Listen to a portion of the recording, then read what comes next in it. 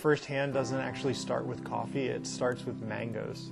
I was in Nicaragua in 2006 and 2007. I lived in a small town called San Ramon. In the front yard of my house, there was a massive mango tree. Our neighbors, who we had not really gotten to know all that well, had a daughter named Sarita, and Sarita was about 2 or 3 years old at the time, and she loved mangoes. And so every day, Sarita would come over and very politely ask if she could have some of the mangoes that had fallen from the tree. And then Sarita was actually the daughter of Sebastian and Sarai Mairena, who were members of a coffee-producing cooperative called La Hermandad. One of the things that's interesting about La Hermandad is that they had a really big vision and introduced us to the cooperative movement in a really kind of deep and meaningful way. That it takes sacrifice, that it takes hard work, that takes commitment and solidarity to build a different kind of economic future for a community.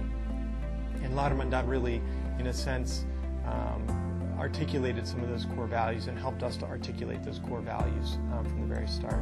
We sort of started to think, well, how could we go beyond fair trade? How can we really get back to the roots of what fair trade is all about? And that's about building solidarity between producers of coffee and consumers of coffee, or producers of goods and consumers of goods. And so Sebastian and La Hermandad sort of proposed to me that it would be really interesting to see how we could build a transnational or a global relationship between La Hermandad and the students that I was working with at West Virginia University, where I took up a position in 2010. That's really where Firsthand got its start, was in those communicating, sort of in translation between a discussion with coffee growers and the difficulties they were facing, and students with a passion for creating social change.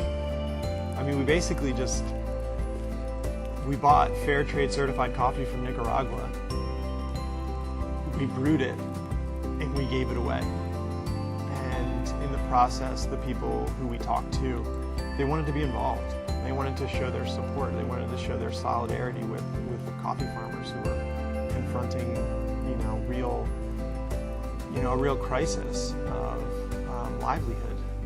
But it all started with a mango. It all started with a mango.